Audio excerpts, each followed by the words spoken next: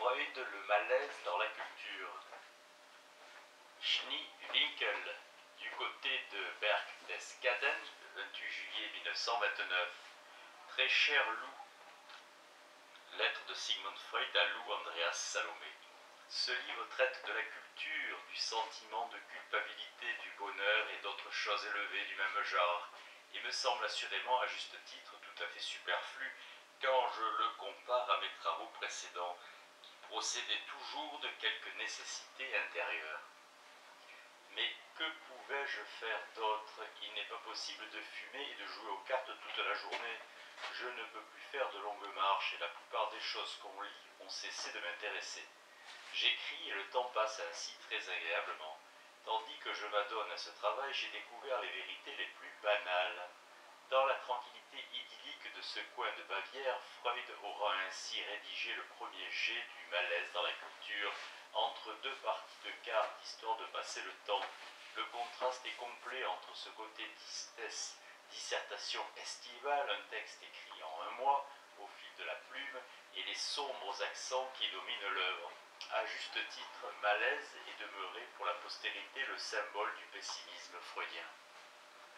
En contrepoint du ton acerbe de sa critique de la religion, L'avenir d'une illusion, 1927, affichait encore une espérance, celle du primat à venir de l'intellect, du règne attendu de la raison scientifique. Rien de tel, cette fois, comme si les espoirs encore permis 2 ans auparavant n'avaient pas résisté aux dernières évolutions du monde contemporain.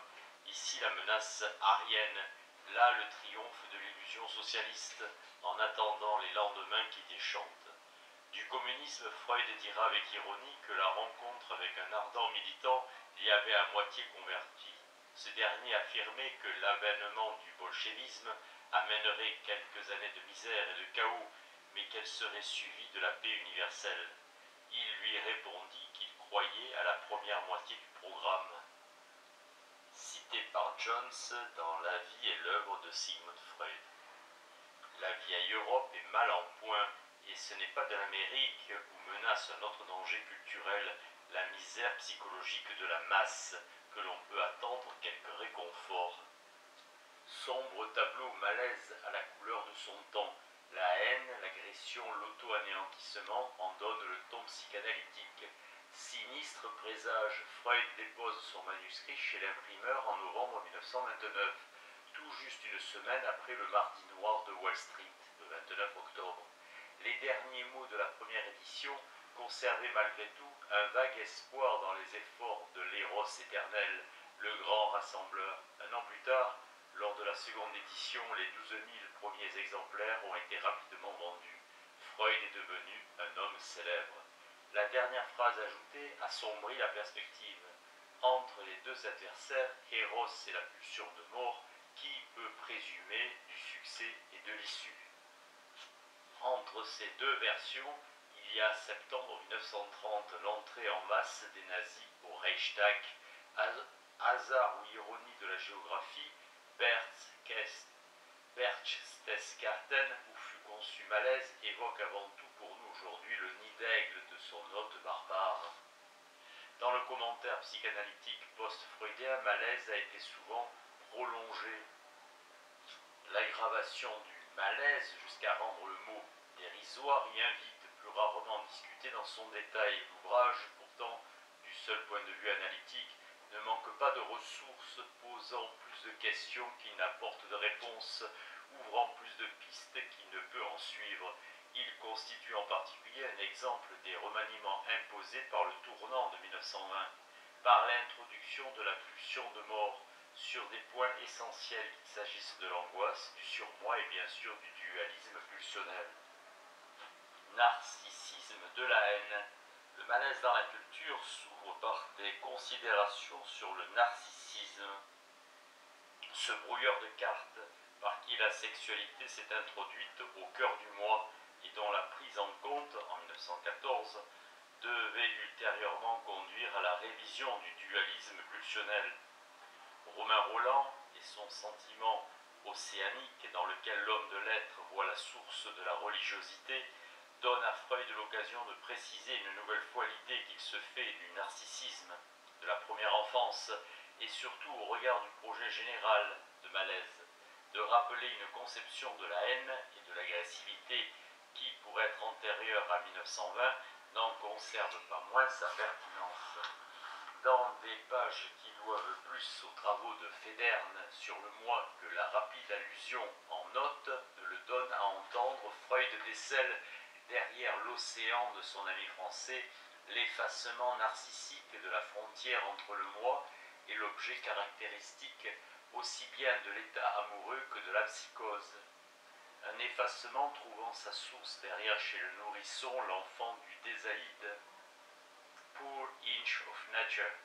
Cet enfant-là, réduit au cri d'appel à l'aide pour apaiser ses tensions internes, occupe dans le texte de cette période, notamment inhibition, symptômes et angoisse, et l'avenir d'une illusion, une place de choix, à dire vrai une place fondatrice des particularités de la vie psychique.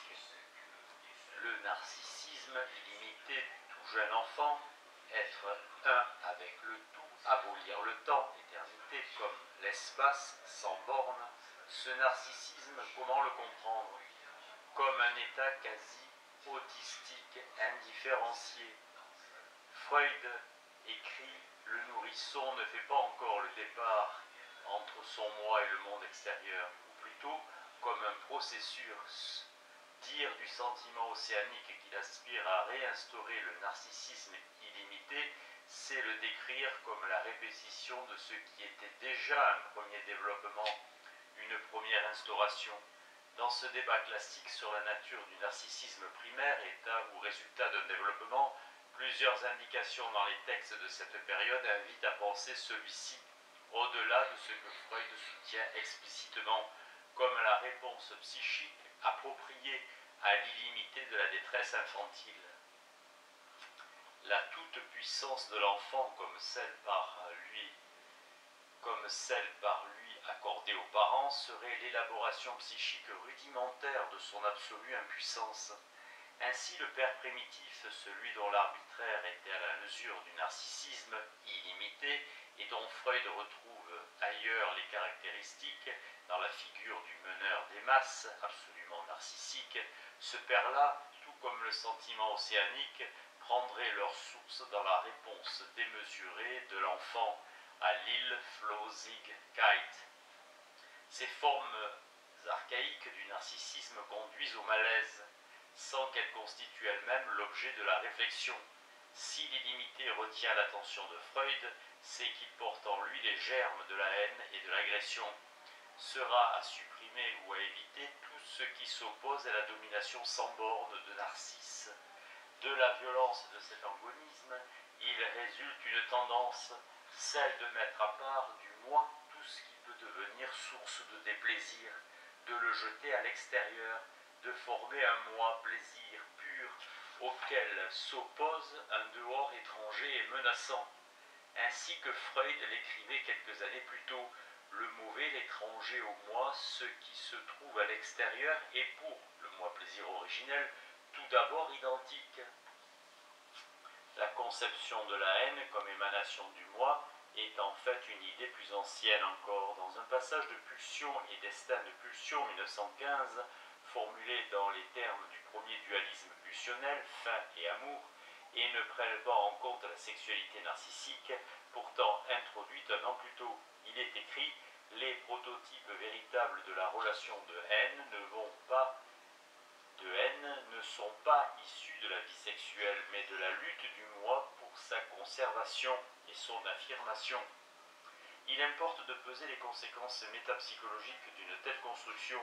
L'objet en premier lieu, le sein maternel, celui-là même qui se constitue à force de se soustraire et de se perdre, l'objet donc, en tant que désiré et parce qu'il échappe à l'enveloppement narcissique et par principe haïssable.